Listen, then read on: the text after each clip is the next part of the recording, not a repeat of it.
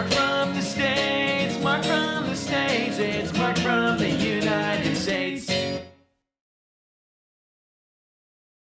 Good morning, good afternoon, good evening. Mark from the States. How are we doing today? I'm doing fantastic. I hope you are as well. Thank you so much for coming. I appreciate all of you. I really do. And I do mean all of you.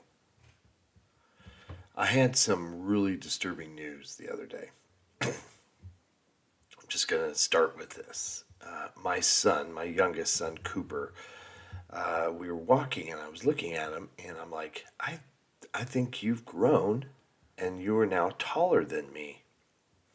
So we measured, and sure enough, he is taller than me. I'm super excited for him. I'm not a tall person at all. And so we measured ourselves. And the bad news is I'm shrinking. I am literally getting shorter.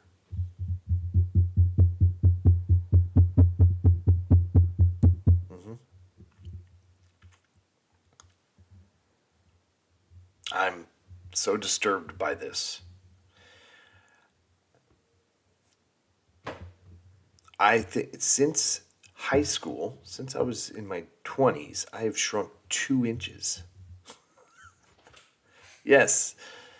Oh my gosh, by the time I die, you'll be able to put me in a shoebox to bury me in. It's ridiculous. More like a hat box because, But definitely, it's just blew me away. I mean, I had heard that does happen, but 2 inches? Holy moly. So, there's that. Anyway, it's a good segue into castles, is it not? Before we continue, please go support Magenta, Otter Travels. We've seen another video by her before. It was her comparing prices between American and UK grocery stores, I believe, supermarkets. I like her. This one has come requested. I love castles. It's a good segue into castles. Me being really short and which, back in the day, I would have been around about the average size of most people. Now, not so much, but castles, yes, Arundel Castle, to be exact. I don't think I've seen this castle yet, so I'm excited to see this. Come, please sit with me on this big fake couch. You know the drill. And let's check this video out. Please go support the original content creator. Very important that you do so before, and then come back and, of course, point out the things that I missed.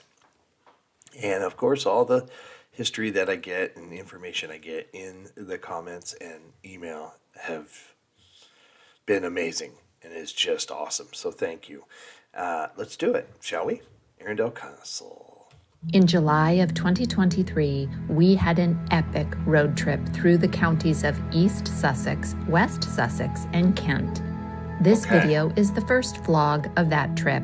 Come along with us on a tour of one of our favorite castles ever in this video. Pretty awesome. And then be sure to subscribe to join us for the future stops on our tour of this historic, fascinating, and beautiful part of Britain. Good morning. We have just left Cheltenham on our big road trip for our anniversary. We are celebrating our 31st anniversary by going to a county that we've always wanted to visit, Kent, as well as Sussex. We are going to be checking out all kinds of things there. Now, we're only gone for 9 days, so we can't see everything, but we are really excited to see a lot of fun things we've been wanting to see for ages. So, first stop is Arundel Castle. There's a surprising number of ways to say that little word, so hopefully I'm pronouncing it correctly. That's how I'm pronouncing it. Let me know in the comments, and I apologize, but keep in mind, I'm doing my level best. Arundel is a beautiful little market town, and it's so fun to just drive in and see the castle off on the horizon. Oh yeah, there it is. Here is the entrance to the castle grounds. Things are looking rather festive here in Arundel. Oh, I love the architecture. That's so cool. Architecture here. We are starting our road trip through Kent, and our first stop is here in West Sussex to see the historic town of Arundel and the castle and gardens. And I am so chuffed that after days of gray, cloudy skies and rain, it's beautiful and blue skies now that we're finally out of the house and traveling.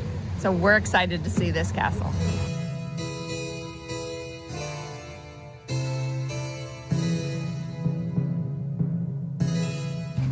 Oh, I gotta go back. Sorry. Oh, that's just telling you. I thought there was gonna be a little bit. It's just telling you the hours of operation. This is a very impressive approach to a castle. Heck that yeah. tower is amazing. It looks like a storybook castle. I mean, go back. There it is. Look at that. That's a postcard right there. I mean, when you think of castle, you're like, okay, yeah, this is something I could probably think of. It looks like it was just built not too long ago. It looks so intact. It's incredible. Wow. A castle. That tower is amazing.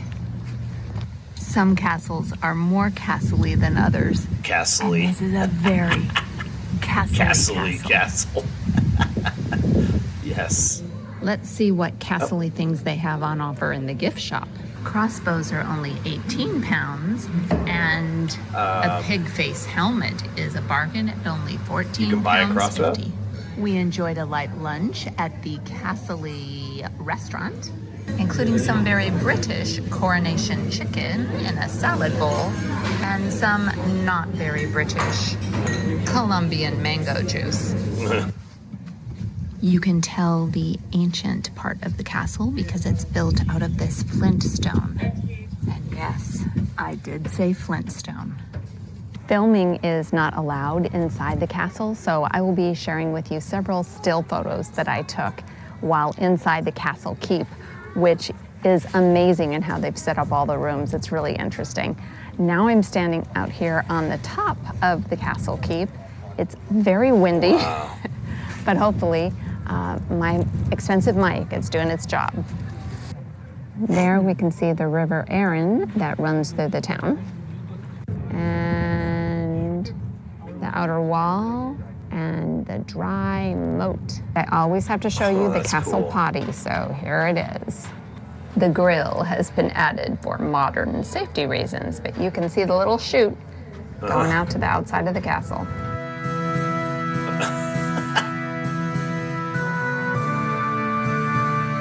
That's incredible.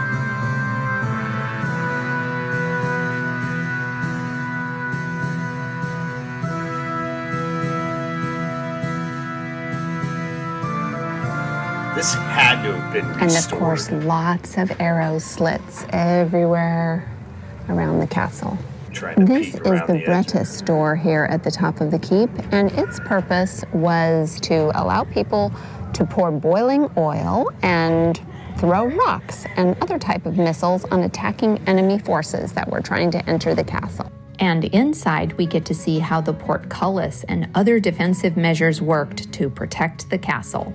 The ancient part of the castle was surprisingly interesting to visit because the rooms had been filled with period furniture, costumes, weapons, and multimedia presentations to help visualize what life was like in the castle. 1643 Civil War. Okay. Trapped by overwhelming parliamentarian forces, the officers' room, training the hardships. 1139. Empress Matilda besieged 1102 rebellion. Guard room during what to look out for in the inner. This is so cool. My goodness. And the 3 sieges.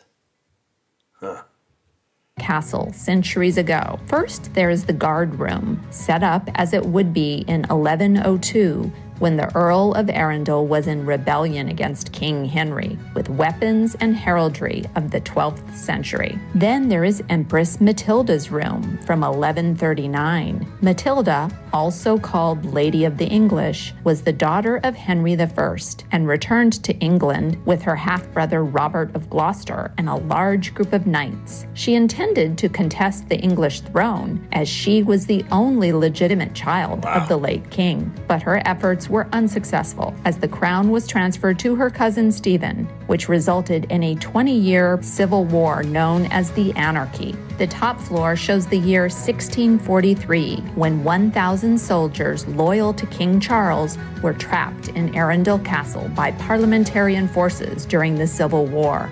This officer's room depicts the hardships endured during the 18-day siege.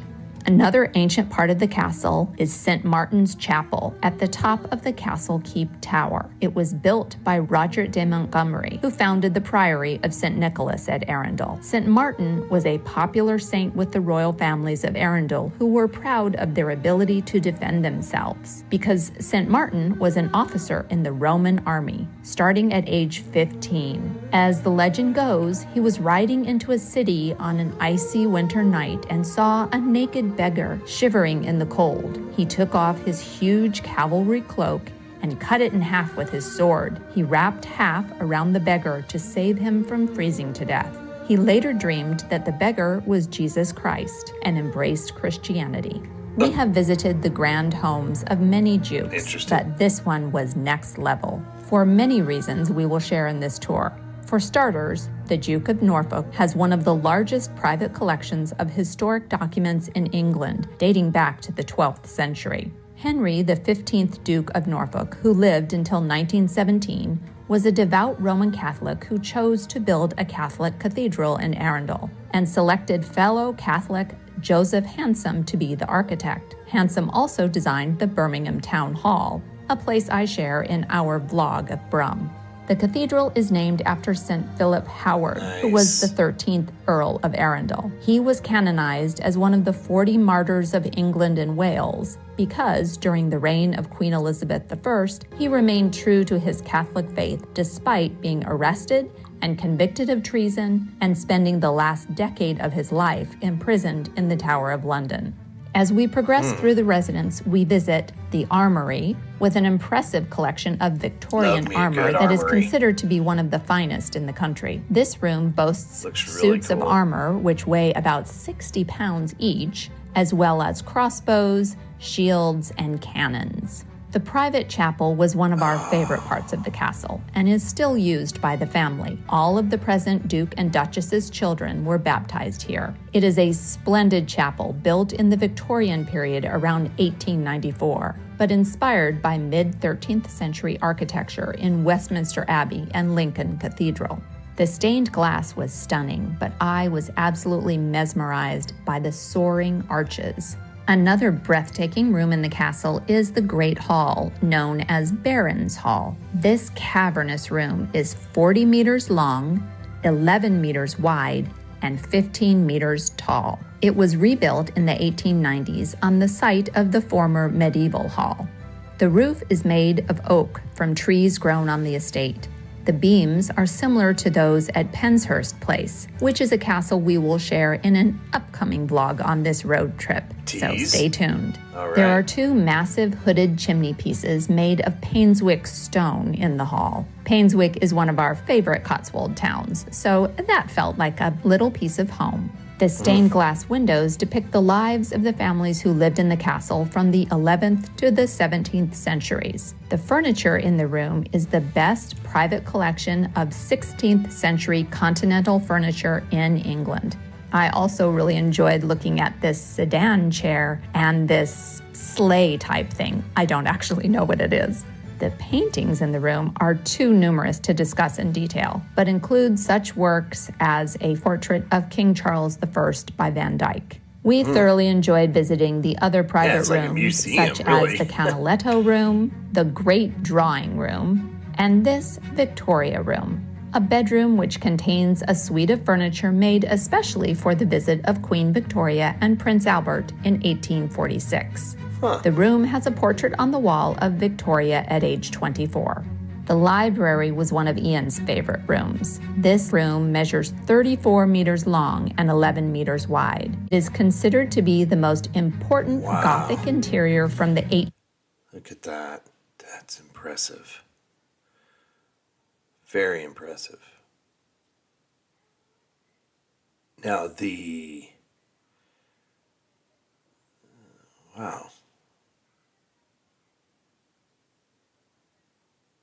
I'm assuming the gates over, that are over here, and,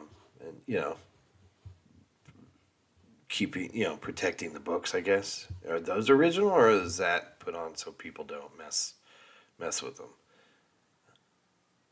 Really cool looking room, though. That ceiling is awesome.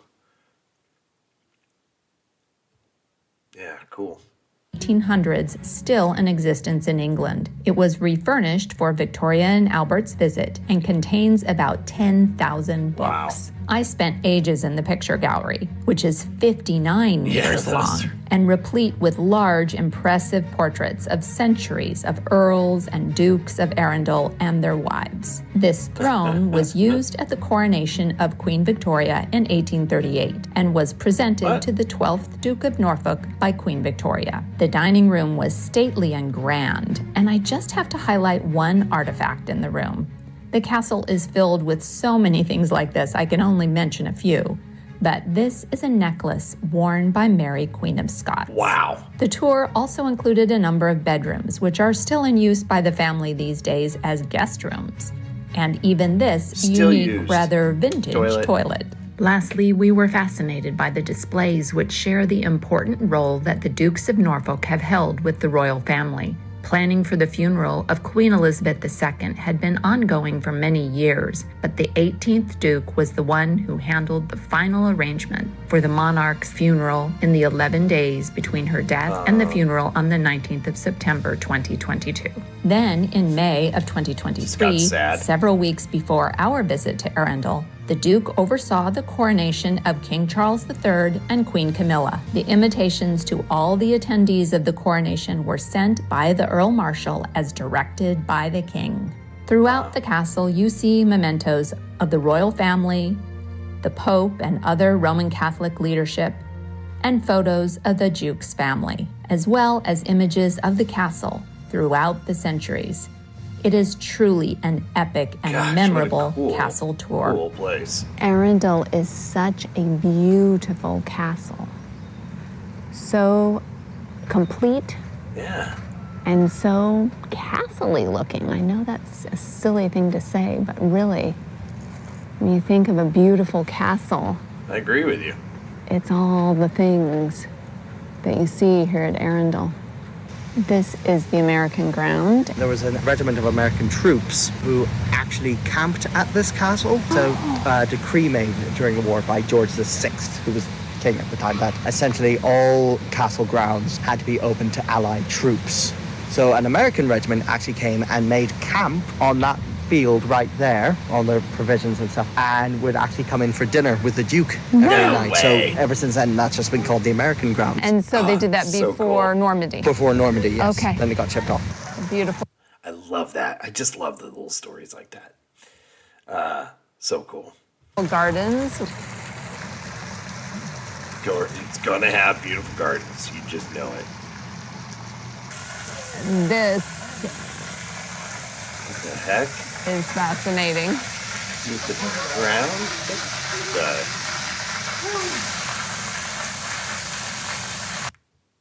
This building is based on design. Ingo Jones for the mask. I can't really read it. The Fairy Prince.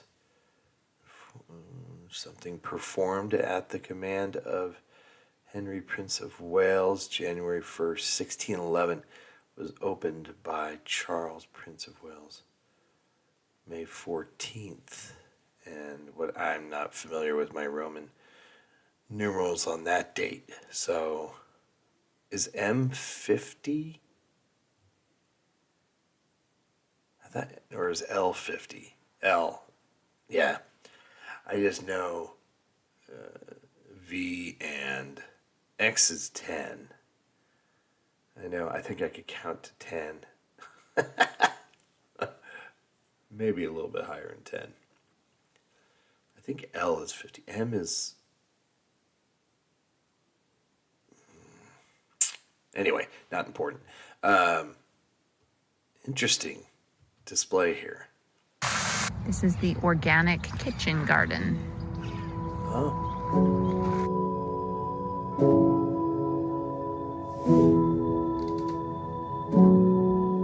Welcome to our 1.0.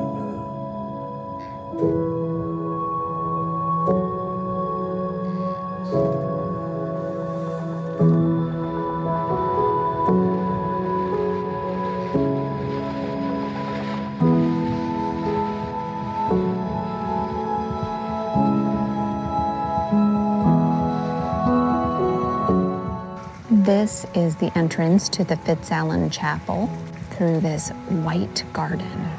This beautiful perpendicular Gothic church on the edge of the castle garden is one of the most unique British churches we have ever visited. It was built in 1380 as a Roman Catholic collegiate church of the Holy Trinity, and the family from the castle would have worshipped here as well. But here's the interesting part. When Henry VIII had the dissolution of the monasteries, the Duke of Norfolk asked for this church, and the king basically said, "I'll sell half of it back to you." The agreement was that half of the church would stay Catholic and be used just by the family, being accessible only from the castle grounds. The other half, beyond this screen, would be Church of England and the local parish church, accessed outside the castle walls for use of the people of Arundel. This is the only church in England which is half Anglican and half Roman Catholic. Most of the Dukes of Norfolk are buried here, but the family these days doesn't use the church for their regular worship services. The private chapel in the castle is for that purpose. However, this Fitzallen Chapel is used for special services in remembrance of their ancestors, such as the week before our special services in remembrance. Also buried in this chapel. Wow, a lot of people. Wow, that story is wild. Half and half. Remembrance of their ancestors, such as the week before our visit, when a special mass was held in honor of the 17th Duke, who is the father of the current Duke. This interesting tomb is from 1435 of John Fitzallen, the 7th Earl of Arundel, who died fighting the French.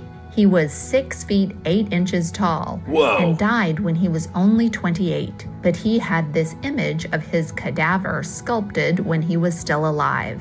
This was meant to be a reminder that no matter how rich or prominent he was in life, in death he would be a decaying corpse just like everybody else. We have seen similar cadaver tombs in several English cathedrals we have visited.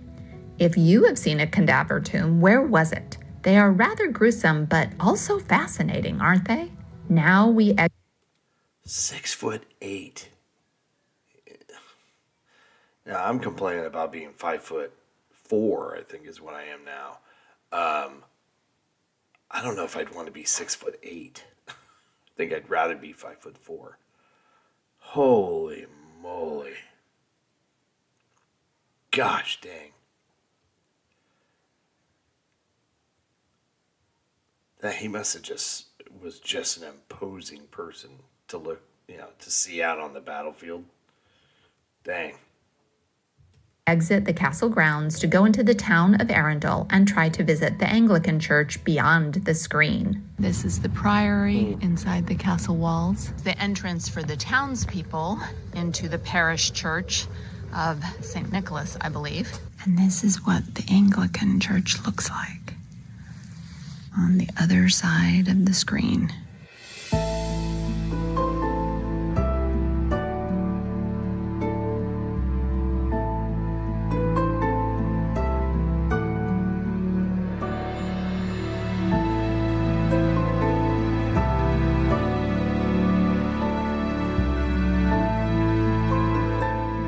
We visited the castle, and now we're back in the car to give you a castle recap.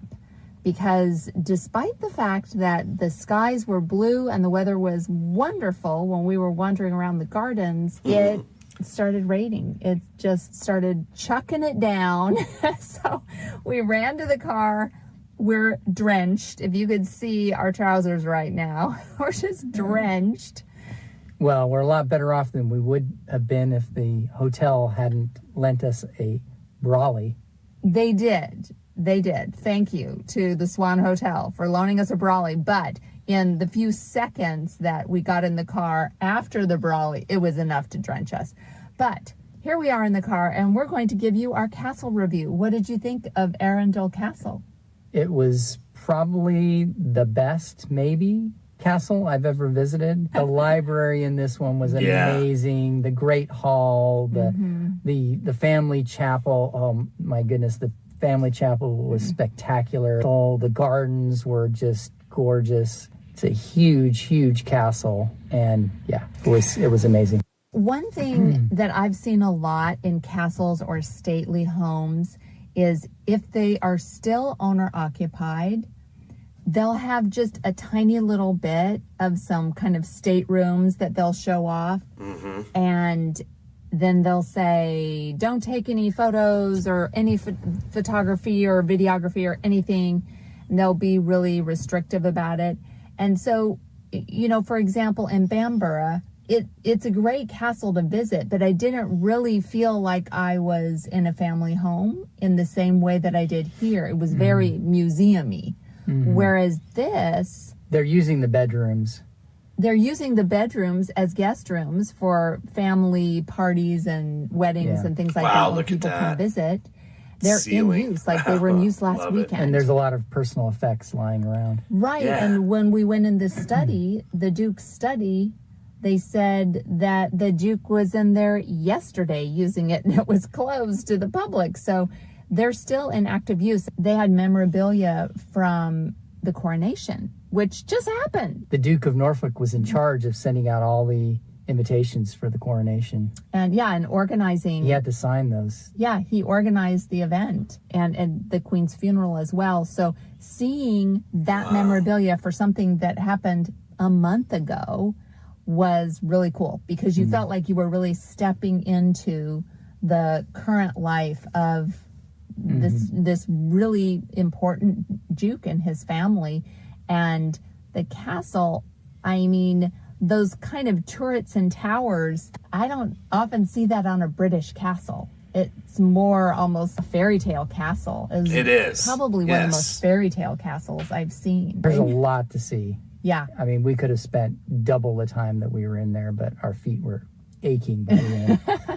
Yeah, I think we spent 3 or 4 hours there, and I was not expecting that at all. I was expecting to just kind of blow through a few staterooms that would be open to the public. So it was really beautiful, very interesting. The chapel was so interesting. I mean, I didn't expect to walk into that chapel and find out that it's the only church in England that's half Catholic, half Anglican, and there's a screen that divides the two. I mean, there's actually 4 churches involved with this castle. There's the private family chapel that was built in the 19th century, which is absolutely gorgeous. Which is inside the castle. Which is, it's part of the castle. And then in the gardens of the castle, there's the church that has been divided in half. Henry VIII decreed it would be divided in half Catholic, half Protestant, Church of England. And you can only access from within the castle grounds the Catholic side.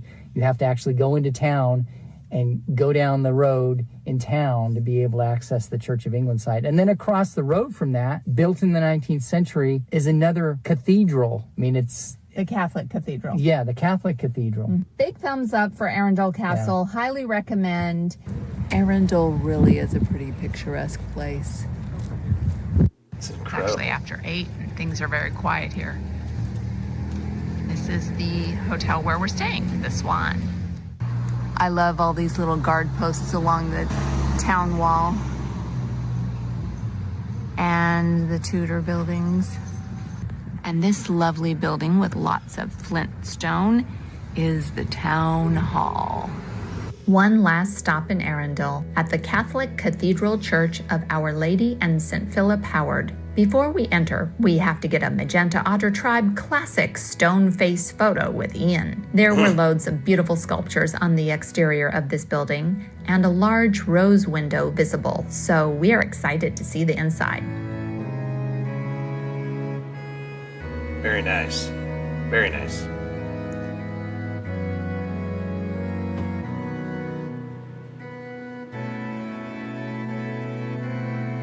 The cathedral is celebrating its 150th anniversary, so special celebrations were ongoing. So pretty young. We most pretty enjoyed new. the very tall stained glass windows Practically brand new. and this spectacular rose window, the magnificent pipe organ below it, and these stone carvings depicting the crucifixion and resurrection of Christ, which lined the cathedral walls. We thoroughly recommend a visit to Arundel, not only because the castle is one of our all-time favorites, but also because the town, situated on the lovely River Arun and not far from the south coast, Gosh, that is so awesome.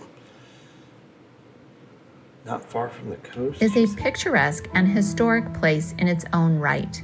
The surrounding countryside is beautiful and a gateway to countless other sites of historic interest, which we will be sharing with you in our upcoming vlogs on this road trip through Sussex and Kent. Yeah, really Please cool. check out a couple of our other favorite castle videos here in the meantime. Thanks so much for watching this video, and do something good in the world today. I like that message. Yeah, go support Magenta Otter Travels. Really cool. Cool video. Yeah, and very enjoyable. Very enjoyable. That just what I saw in this video was just kind of blew me away. It was pretty cool. I just wish you all lived, or I should say, I wished I lived closer. I mean, I could take weekend trips to where I could just take weekend trips. I'd be able to knock out a bunch of these places and would love to do it. My gosh. It's just so bummed that I can't just go there all the time. But I'm so excited to finally say next year, 2025. Next year, 2025. We'll be heading over. So, exciting. Hope everybody's happy, healthy, and safe. Thanks so much for coming. Appreciate each and every one of you. Let me know what I missed here. I got a lot of information all at once. Not going to remember Dukes and Duke of Norfolk and the history of all of them by name, but cool to know that it's still their home, and it's awesome that they allow people to just walk in their home and while they're living their lives as well, and the connection to the coronation and the Queen Elizabeth as well, and just really cool. And would love to go see this, and the castle itself is just absolutely breathtaking. It looks like something from a movie. I'm sure that's been said a lot, but to use what she said, it looks very castle-y. And I love it.